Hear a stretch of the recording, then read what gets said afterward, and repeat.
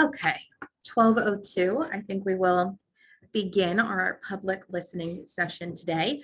First off, good afternoon, everyone, and thank you for joining us. I'm Chelsea Priest, an air quality specialist with the Rhode Island Department of Environmental Management's Office of Air Resources. Welcome to this public listening session on the Advanced Clean Cars 2 and Advanced Clean Trucks rulemaking process, an important step in transforming the state of Rhode Island to a clean energy economy. We're pleased that you've taken the time out of your day to join us today. Please note that we have muted everyone for the first part of this meeting and that this meeting is being recorded. If you do have any technical difficulties, you can email madeline.haynes@dem.ri.gov. That's madeline.haynes@dem.ri.gov. That email has also been dropped in the chat. And if you have any technical difficulties, you may reach out to Madeline. Okay, the main objectives of this presentation are to provide all of you with foundational knowledge about the draft rule and the importance of reducing emissions from the transportation sector, which is the leading contributor to greenhouse gas emissions in the state.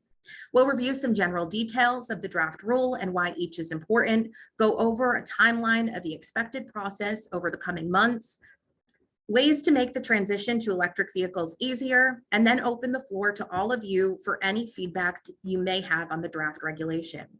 Our intentions today are to complete a robust and informational stakeholder session and provide a space to receive comments prior to the official public rulemaking process. We are recording all questions and comments to take into consideration before beginning the formal rulemaking process. We are also accepting feedback via smart comment until May 24th. The link for that can be found on our website and will also be in the chat. Before we jump into the presentation portion of today's meeting, I'd like to review a few of the functions of Zoom. Again, as a reminder, the session is being recorded. This recording and slide deck will be located on our website for future reference shortly. Everyone will stay muted until we open the feedback portion of this presentation. The chat is also closed right now, but once we open the feedback portion, the chat will be opened and you can add your feedback there. For anyone on the phone, if you press *9 when the time comes, that will raise your hand and we'll call on you to speak. Or then if you press *6, that will unmute yourself. Again, thank you in advance for all of your cooperation.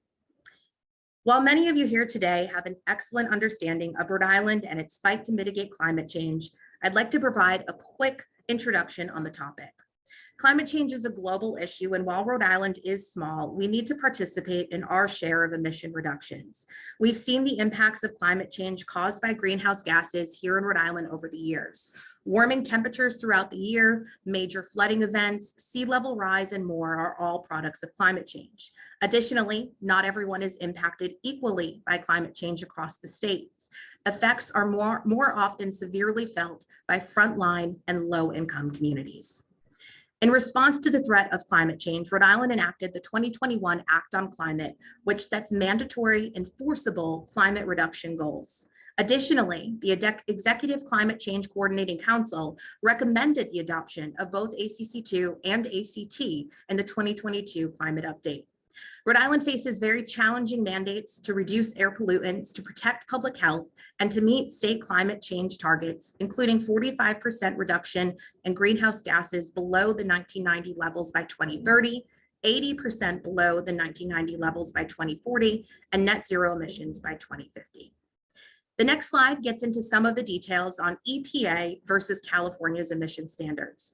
The Rhode Island Pollution Control Act gives the Department of Environmental Management basic authority to adopt regulations as needed to effectuate the purposes of Rhode Island and federal law. The Clean Air Act grants the EPA original jurisdiction for establishing emission standards for new motor vehicles and prohibits states, except California, from establishing their own emission standards. Under the Clean Air Act, Section 177, states can choose to adopt the more stringent standards of California, but they must be identical. Rhode Island, along with other states, have previously adopted the California standards for passenger cars and trucks.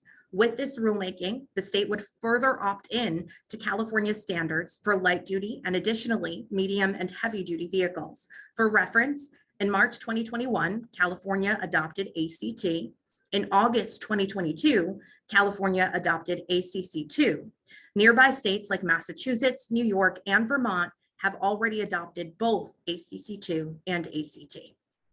Now let's go over a quick review of the proposed regulations. There will be more details coming.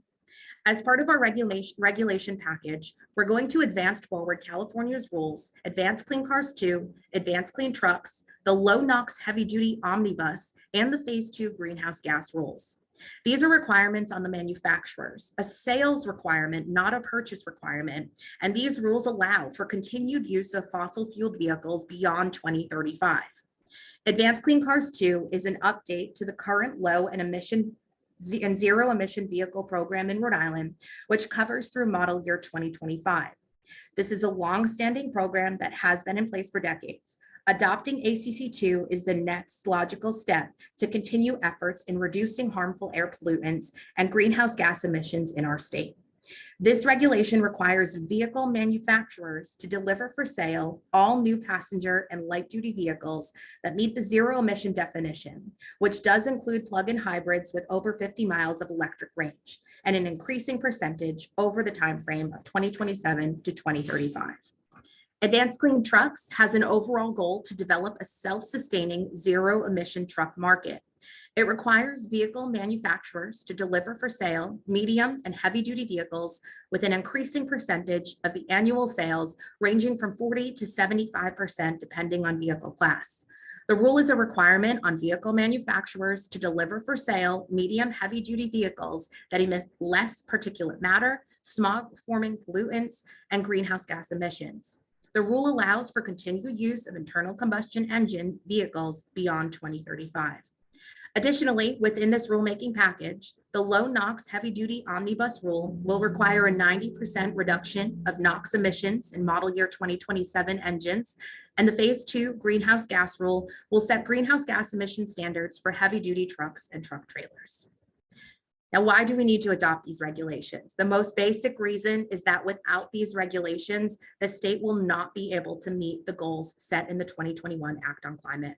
Many of you are probably familiar with this chart from the Office of Air Resources Greenhouse Gas Emissions Inventory, once again showing that transportation is the largest sector of greenhouse gas emissions.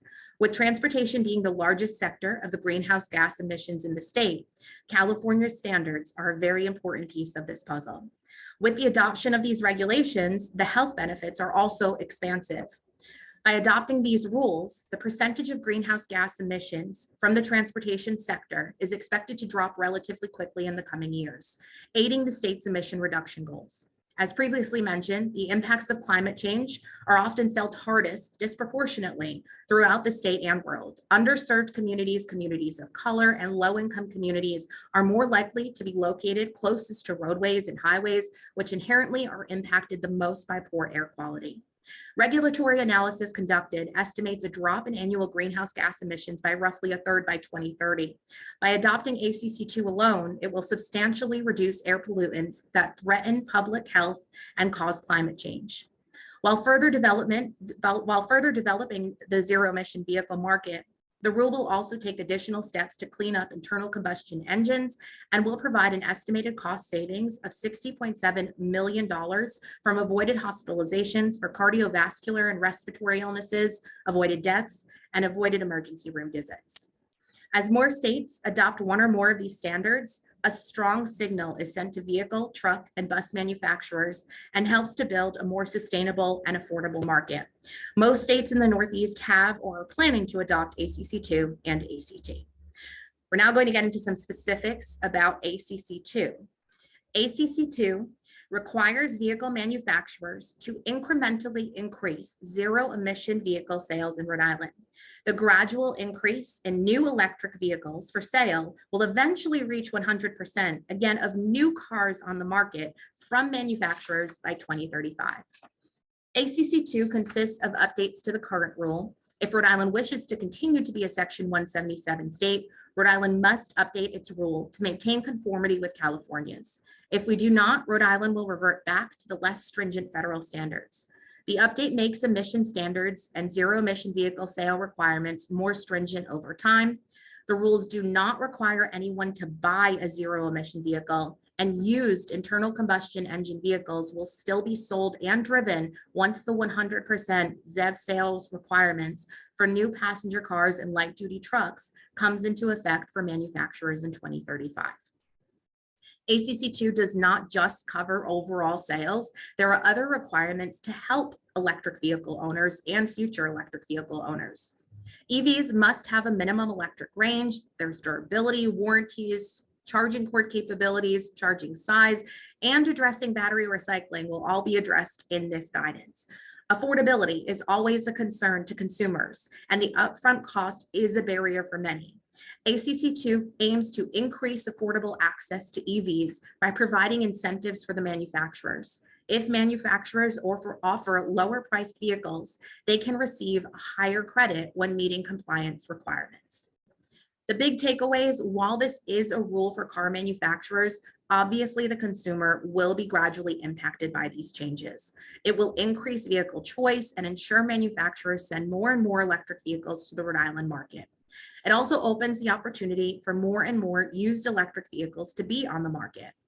Also, many manufacturers are already moving in the electric vehicle direction. This next slide is just highlighting a few of the major manufacturers like Ford, Volvo, GM, and Nissan, and many more, and their intentions to go electric in the coming years. Currently, EVs still generally cost more upfront than their gas counterparts. While you may spend more upfront, the lifetime cost of the vehicles is typically much less than gas counterparts. First, the cost of fuel is significantly lower, and the maintenance of electric cars is much lower than that of gas-powered vehicles, as there are less moving parts, no oil changes, etc. As the EV market grows, more and more availability will drop upfront costs, and more used EVs will come to the market.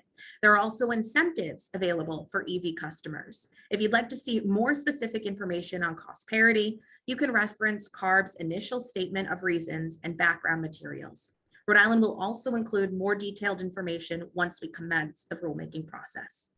The Driving Rhode Island to Vehicle Electrification, or Drive EV rebate program, provides Rhode Island residents up to $4,500 for qualified new vehicles and up to $3,000 for qualified used vehicles. Many vehicles could also qualify for the federal income tax credit of up to $7,500 if all qualifications are met. For the federal tax credit, we recommend reviewing all requirements and consulting with a tax professional. You may be wondering, how will vehicle manufacturers meet these requirements? We don't even see close to 35% of zero-emission vehicles delivered to Rhode Island now. ACC2 also has some flexibility options for manufacturers, including early compliance credits, historical credits, credit pooling, fuel cell allowance, and environmental justice credits. We'd like to specifically focus on the EJ, or environmental justice values, which allows manufacturers to earn additional credits for lower cost vehicles, zero-emission vehicles, placed in community car share programs, or related incentives to encourage sales to low-income community members. The proposed rule includes several provisions to encourage manufacturers to take targeted actions to improve equitable access to ZEVs for disadvantaged, low-income, and other frontline communities. Vehicle manufacturers are strongly encouraged to meet some of their compliance obligations by earning EJ values. This can be done by delivering for sale new zero-emission passenger cars below $20,275 MSRP and light-duty trucks below $26,670. Selling off-lease used zero-emission cars with an MSRP below $40,000 to dealerships participating in a financial assistance program, providing new zero-emission cars discounted by at least 25% from the MSRP for use in a community-based clean mobility program. What is a community-based clean mobility program? Highlighted on the slide are the three elements that the program must meet. Must provide access to clean mobility solutions other than vehicle ownership, including ZEV car sharing, ride sharing, van pools, ride hailing, or on-demand first mile, last mile services. 2, serve a community in which at least 75% of the census tract is in the protected area, are a disadvantaged community, a low-income community, or a tribal community. And 3, is implemented by a community-based organization, tribal government, or a public agency or nonprofit organization, with support from a project-related community-based organization. Within Rhode Island's draft rule, the definition of a qualifying community-based clean mobility program will be pursuant and guidance issued by the department. The department is now seeking your input to develop the community-based clean mobility programs guidance. Rhode Island community-based programs should meet the 3 elements of the California definition of the community-based clean mobility program. Also to note, since many states define disadvantaged community and low-income community differently, this is the one aspect of the regulation where Rhode Island may include minor modifications in our guidance document outlining how manufacturers can earn community-based clean mobility program EJ values. Programs are to be tailored to meet communities' unique transportation needs and improve access to affordable, convenient, and reliable clean mobility options that do not require but can complement vehicle ownership. An example of an existing program that could qualify as a community-based clean mobility program is Good to Go, which is an EV car share program based in the greater Boston area. It offers income tiered hourly rates to help make clean energy options more accessible to local communities with partnerships with the City of Boston, E4 the Future, Massachusetts Clean Energy Center, Eversource, and more. The Rhode Island community-based programs could be funded by the state, local, or federal government agencies, utilities, manufacturers, foundations, or other entities would also qualify.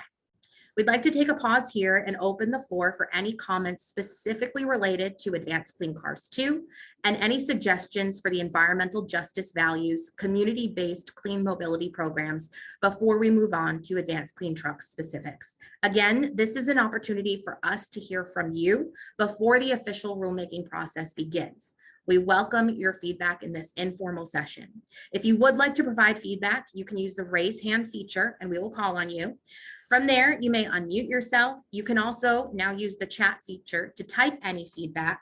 There we will be keeping track of the comments and questions in the chat, and we'll keep a track of that feedback. So if anyone would like to provide feedback, you can raise your hand.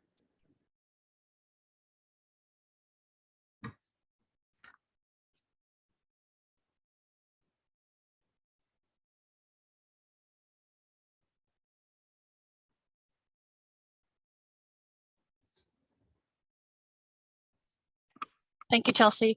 So we are looking for participants to raise their hand, and we will make sure you are unmuted to provide your comments to us. We look forward to hearing from you.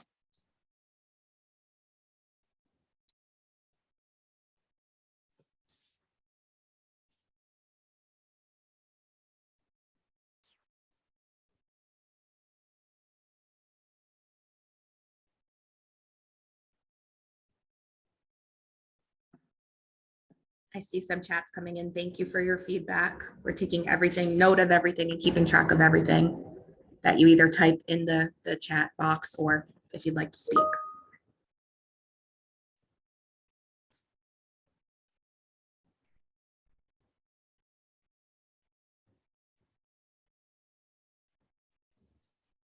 So Chelsea and those on the call, what I'll do at this point in time is read some comments coming through just in case anyone is on the phone and unable to access the chat. So we have some questions here. Jeff Flath, does Rhode Island have the electric capacity to go all electric? Greg Garrett, we would be fools not to move forward with this and adopt California standards as updated. From Tina, a question coming in, if the community-based mobility program needs to be implemented by the community, will organizations help them through the process or help them understand how they can take advantage of this program? And we're looking for a few more, we have a few more comments about the clean mobility program in Massachusetts. And we have a hand raised from Ken Payne. So Ken, we'll open the floor to you. Thank you for joining in. Thank you. I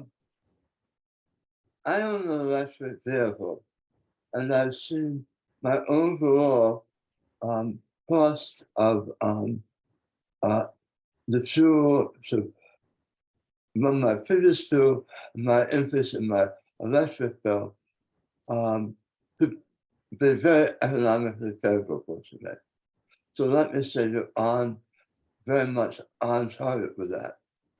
I also know that many low-income households have extreme difficulty meeting their existing electric bills and have moratoriums on payments during the winter and all sorts of things. So that there's a net benefit probably to the household in switching to an EV, but it also may exacerbate its ability to pay already high, for them, problematically high electric bills. And we need to keep that dynamic in mind as we go through program design on this, so that can be taken into account. I was a previous administrator of the Low-Income Energy Assistance Program in Rhode Island when I was head of the Energy Office. So I understand that dynamic. And I just wanted to share that with you because I think this will be potentially tremendously advantageous to the low-income community, but nevertheless, it has to be thought through it from their perspective as well. So that's what I would observe. Thank you for that feedback, Ken.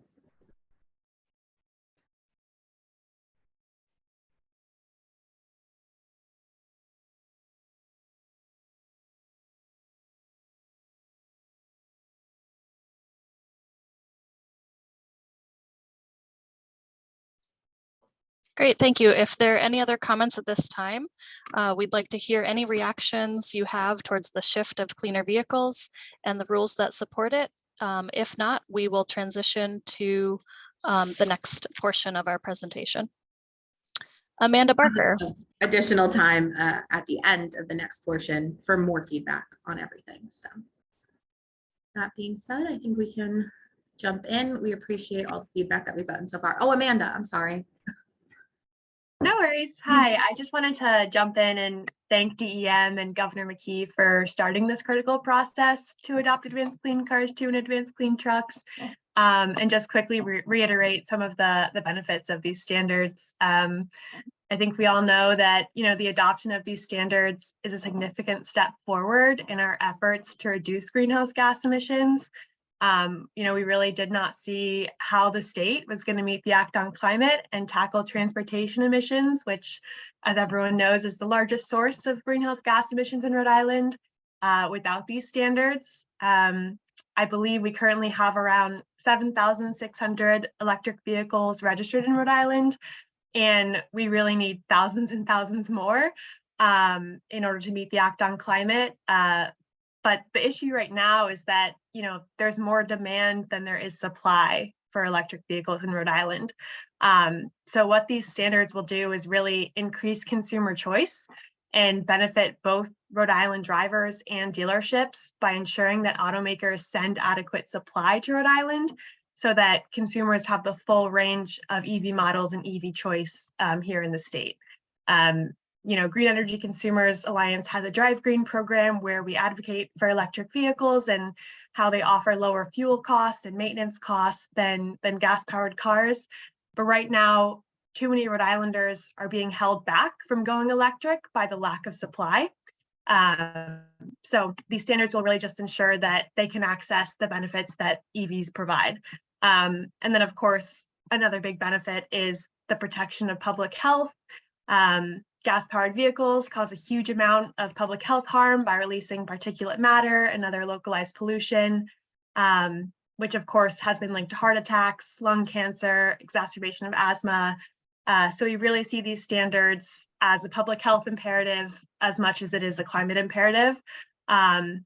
About the community-based clean mobility program, Green Energy Consumers is super excited about that, and we will be providing more detailed comments on the portal on best ways to develop the program. But yeah, just wanted to point out the benefits and say that this is really a win-win policy for Rhode Island, and a big thank you to DEM for starting the process. Thank you for that feedback, Amanda. Okay. If nobody else has a comment right now, we'll jump into some details about advanced clean trucks. Again, thank you so much for your feedback that you've already given. Hearing, does everybody hear me okay? Think so? Everyone good with hearing? We can hear you fine, Chelsea. Thank you so much. I got a note that I may have lost some audio. Okay, moving on to advanced clean trucks. Once again, this is a manufacturer sales requirement, not a purchase requirement. You'll also notice that this timeline is less aggressive than ACC2, and for good reason. This is a brand new rule, not an extension of an existing rule, and therefore the stringency is different. EV technology for heavy duty vehicles is slightly beyond light duty. By adopting these regulations, this will send a message to manufacturers and give the automakers the confidence they need to increase their investment to deliver more EVs faster. We want to ensure that the global transition that is actively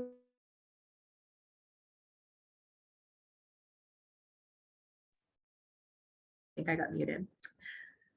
We want to ensure that the global transition that is actively happening translates to local economic development, which will in turn clean up Rhode Island's air. Regulatory programs requiring manufacturers to sell increasing percentages of zero-emission trucks and buses, such as California's Advanced Clean Truck or ACT regulation, are one of the most effective tools available to rapidly advance the market for medium and heavy-duty zero-emission vehicles. Under the ACT regulation, manufacturers of Class 2B through 8 vehicles must sell an increasing percentage of ZEVs. Emergency vehicles will be exempt from this requirement. State adoption of the ACT regulation will ensure zero-emission trucks and school buses are available for purchase by fleets in the state, provide significant reductions in diesel emissions that are critical to improving air quality and public health in frontline and overburdened communities, and support local economic development and job growth. As a recap, the Clean Air Act preempts every state except California from establishing motor vehicle emission standards that are more stringent than the federal standards. Most states may opt in to California standards. The adoption of California's light-duty vehicle emission standards by other states has resulted in stronger federal emission standards for greenhouse gases and criteria pollutants. Similarly, state adoption of California's medium heavy-duty vehicle standards will provide the foundation for more stringent federal standards. ACT also has compliance flexibilities to help manufacturers reach their EV requirements. Original equipment manufacturers, or OEMs, generate deficits for internal combustion vehicles sold, but can generate credits for zero-emission vehicles or near zero-emission vehicles sold. OEMs can also bank in trade credits. The DEM does not plan on adopting the annual reporting requirement at this time, but may do so in the future. Looking ahead at the projected zero-emission truck and bus vehicles, assuming 100% medium heavy-duty ZEV sales beginning in model year 2040, showing the gradual increase here in the amount of zero-emission, medium, and heavy-duty vehicles. Like light-duty vehicles, medium heavy-duty vehicles also have incentives available. There's a lot on this slide. It highlights the requirements to qualify for those.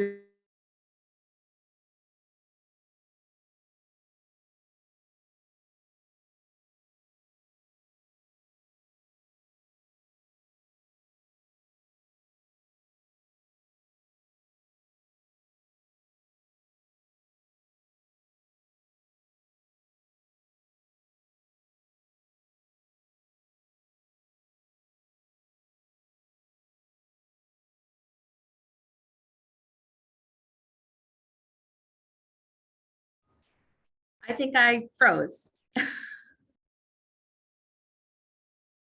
Am I back now? Sorry about that, everyone. 1 second, let me just troubleshoot because I'm not seeing the presentation anymore.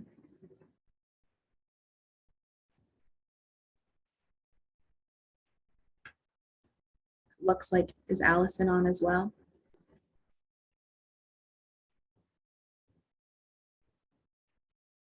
Okay, I think we're good now. Sorry about that, everyone. Okay, the next slide. Moving on, by looking at these two graphs, it's clear that the business as usual path will not be enough to reduce CO2 emissions. Okay, I think that we should be good. Apologies again. I'm going to start this graph over and I think we should be good from there. By looking at these two graphs, it's clear that the business as usual path will not be enough to reduce CO2 emissions in the coming years. While these charts display CO2 emissions only, the other criteria pollution emissions will also be reduced and help reduce adverse health impacts and improve air quality throughout the state. There are two additional California rules Rhode Island is advancing within this draft rule, which are the heavy duty engine and vehicle omnibus rule, HD omnibus, and phase 2 greenhouse gas rule. These requirements are on the vehicle manufacturers. The HD omnibus rule focuses on reducing NOx emissions, and phase 2 greenhouse gas rule focuses on reducing greenhouse gas emissions. The two rules will be especially beneficial to our communities adjacent to rail yards, ports, and warehouses. These communities experience heavy truck traffic, with trucks often idling and driving slowly with frequent stops. Today's heavy-duty trucks do not control NOx emissions effectively during such low load conditions. The new standards within the HD omnibus rule better simulate real-world conditions and will cut truck emissions, including during low load conditions. Phase 2 greenhouse gas rules set new, more stringent greenhouse gas emission standards for medium and heavy-duty engines, tractors, vocational vehicles, heavy-duty pickup trucks, and vans that are sold in Rhode Island. The inclusion of these two rules will help reduce adverse health impacts and improve air quality throughout the state, especially in areas that are disproportionately impacted by truck emissions. One big question is if the electric grid can handle an increase in electric vehicle charging. Our utilities are already planning for the transition to electric vehicle charging. Right now, the electric grid can handle the current EV charging demand and can continue to support it for at least the next 5 years. As we look to the future, the utilities are incorporating planning and building to ensure enough capacity is available to deliver energy to Rhode Island for all our uses, including charging a growing fleet of electric vehicles. In addition, Rhode Island is committed to sourcing 100% of our energy from renewable sources by 2033, and these facilities, along with the greater power system of New England, are expected to generate the electricity that will be needed to deliver it on the grid. As of today, Rhode Island has close to 300 public charging options available, and there are more and more coming soon. The National Renewable Energy Lab recommends 40 level 2 plugs per 1,000 EVs and 3.4 direct current fast chargers plugs per 1,000 EVs. As of January, Rhode Island is well above those recommendations with 94.2 level 2 plugs per 1,000 EVs and 10.1 DC fast charger plugs per 1,000 EVs. Additionally, $20 million will be invested in expanding public charging stations along major transportation corridors and in rural and underserved areas of the state over the next 5 years. In addition, many people simply charge their EVs at home. A basic household 120 volt plug is known as level 1 charging, which can provide about 3 to 6 miles of range each hour the car is plugged in. But many people do install a level 2 charger in their homes, which will provide anywhere from 14 to 25 miles of range per hour of charging. As mentioned previously, with ACCII, starting with model year 2027, all EVs must come with level 1 and level 2 convenience cords and have increased charger size capability to allow for faster charging. As we wrap up the presentation, we'd like to quickly review the projected timeline. Section 177 of the Clean Air Act requires at least 2 model years of lead time when a state adopts California emission standards. To adopt California standards for model year 2027, a state must adopt those standards 2 years before January 2nd, 2026, basically before January 2nd, 2024. From here, our informal public feedback portal will stay open until May 24th. Then the formal rulemaking process will begin. There will be a formal public comment period open for 30 days within this formal rulemaking process. Now, we would like to open the floor once again and the chat for anybody that may have any feedback that they would like to deliver. Again, today is informal and we would like to hear from you. And we will now open the floor. I see. Great, thank you, Jeff. I see you raising your hand. Thank you. We'll turn it to you, Jeff. Oh, you might not be able to. 1 second. We'll give you back the unmute feature.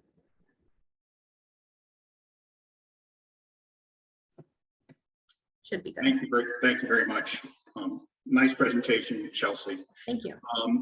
Question, since you're looking at following the California regulations, when you look at the incentives that you brought up, those incentives are quite different than California's core program, for example.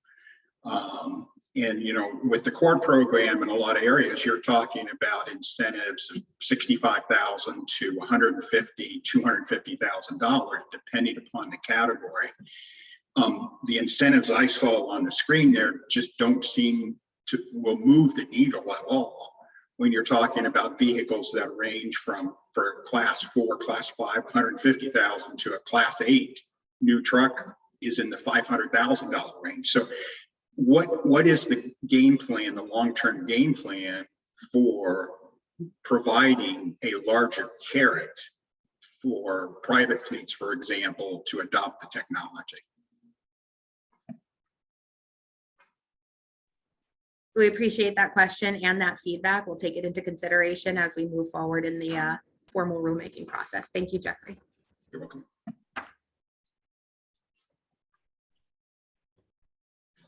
Great, we'll call on Barry next, please.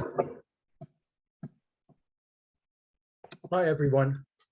I think you should hear a point of view from someone who comes to this from transit advocacy. As a transit user myself, I've been a lifelong user of transit, and although I certainly favor going to electric vehicles but we need to do a lot more than that. For one thing, I posted that the transit system here depends on the gas tax, and as electric vehicles phase in, RIPTA is already starting to lose revenue because of the decline in gas tax, and RIDOT needs it also for highway maintenance. So I think that the people making up this rule should consider how to make up the needed revenue that from the loss of the gas tax that they're promoting. Related to that, there's an article in The Guardian that I will forward to DEM and anyone else who asked me for it, that says that when you look at the life cycle of electric vehicle, if they're large, and the automakers make more money from large vehicles, but if you look at the overall environmental impact of a large electric vehicle can be worse than a small gas car. So when we need to think about incentivizing smaller electric vehicles rather than larger, which are also heavier and more dangerous for other road users. I think that should be part of your thinking, to incentivize smaller electric vehicles, which use less resources. As you know, the mining and the manufacture of the minerals for this has environmental damage. And also the smaller vehicles will make less demands on the grid. A third point is that the term clean cars, I feel, is misleading. When you look at the entire life cycle of getting the raw materials, manufacture, maintenance, and disposal, a German study that I've sent around, and it's metric units, so I'll just give the absolute numbers, estimated that although a gas car has 208 units per passenger mile on average, an electric car only 92. That's much better, about 40%. But a transit bus is even better at 58. And a truly clean vehicle with zero emissions, the closest to that is a bicycle. And yet DEM is not doing anything to encourage transit or bicycles. And it's not just carbon emissions. And by the way, those numbers I don't take literally because it depends on the assumptions that the German researchers used. So it only gives a ballpark in my opinion, but still it's a ballpark. And it seems to me that electric vehicles, although they're obviously desirable, even more so because of the lack of tailpipe pollution in congested neighborhoods, nevertheless, they're not really clean when you look at everything. And it's misleading to say that. Finally, I don't understand why we're subsidizing the purchase of electric cars if the demand is already higher than the supply. There's no need to do that. And in contrast, RIPTA faces a fiscal cliff next year because of the loss of federal support from the COVID relief, the decline of the gas tax, and the work from home that has reduced commuting. So if the state revenues always are limited, it would seem to me that we got to make up the RIPTA fiscal cliff as a higher priority than subsidizing purchases of new electric cars, mostly by well-to-do people who don't need the subsidy because the demand, as we heard, is already greater than the supply. Now, I'll send the information on things that I've claimed to DEM. I invite people to get in touch with me if you want to see the documentation. But by no means does that mean that we're not for transitioning to electric vehicles, but we also need to take care of transit. And finally, another form of transit which has long proven successful technology is electric rail. And it's so ironic that there's a push for electric transit buses, which are still a work in progress, can't be used over the road all day. It can't be used on long distance bus routes like the Providence Newport. And this doesn't seem to be a push for electrification of the Boston Providence commuter rail, which is already under the wires that Amtrak uses. Talk about electric transportation. We should be promoting that. And we should be doing something to get the commuter rail electrified, and that would make the service quicker, cleaner, quieter, and more reliable. Thank you for letting me go on. I know there's a lot of points, and I appreciate your patience.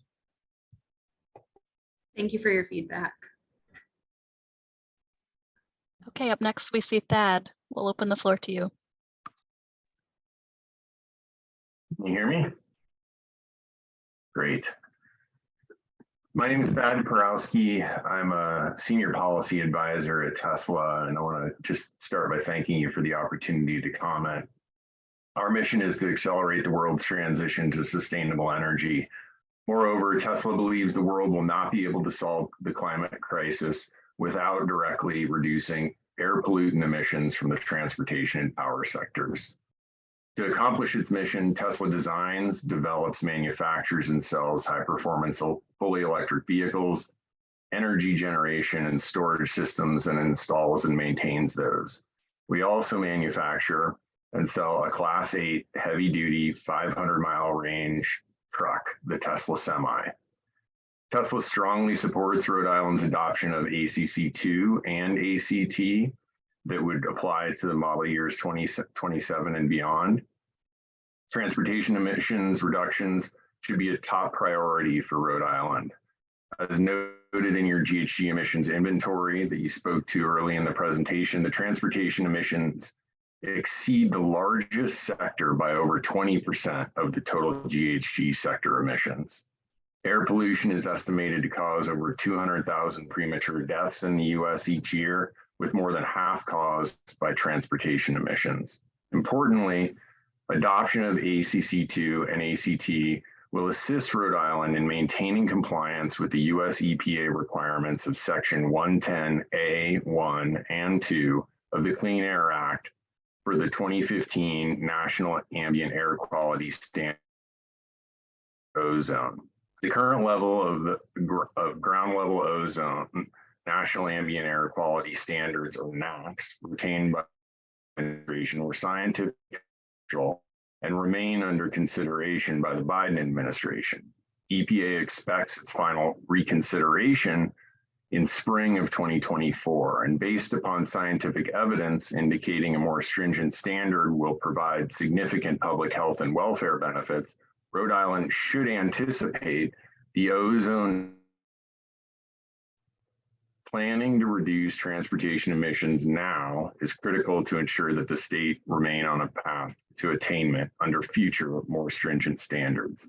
Further, Tesla believes the pace of electric vehicle innovation, cost reductions, and investment coupled with the public health and welfare imperatives to address criteria error pollution and accelerating impacts of climate change support adoption of both ACC2 and ACT. I want to thank you for the opportunity to provide this informal comment. We will certainly remain involved in the conversations going forward and appreciate the opportunity. Thanks again. Thank you, Thad, for their feedback.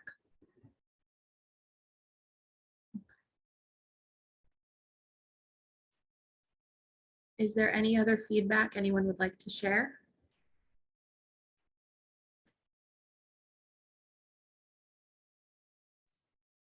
Can I see your hand raised again? You can come off mute. It's been very beneficial to hear those on the call's perspective and also follow along in the chat some questions that are coming up. So thank you all. I think that Rhode Island only has an obligation to its residents to follow and be part of the same set of standards as the neighboring states. People won't produce things specifically for Rhode Island if it tries to go it alone. Rhode Island doesn't have the market size to do that. Joining with what other states are doing, especially other New England states, is the way we must proceed.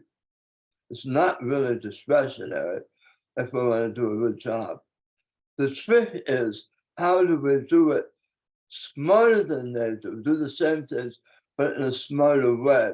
An example of those are both, how did we do better with offshore wind than they did? And how did we do better on least cost procurement, energy efficiency than they did? In both instances, we were the national leader on those things, but we didn't vary from the underlying pattern of the region. And so I just believe on the fine granular stuff, which is can be handled through state programming, we can do better than other jurisdictions in terms of what flows to our state in terms of the larger commodity market that produces the trucks, the vehicles, all those things. We have to be in line with them, not going our own way.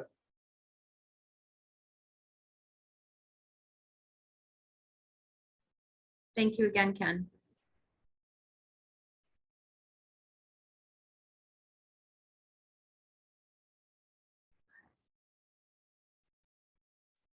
Well, from there, again, we appreciate all of your feedback. All of the commentary has been recorded. This session has been recorded.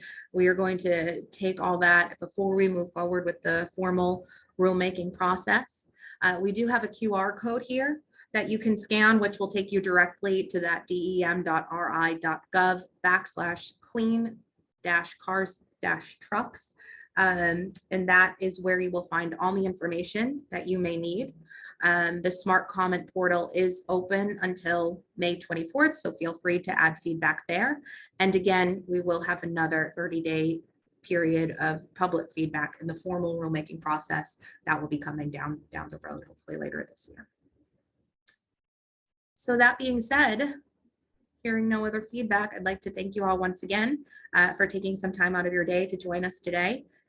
So thank you very much.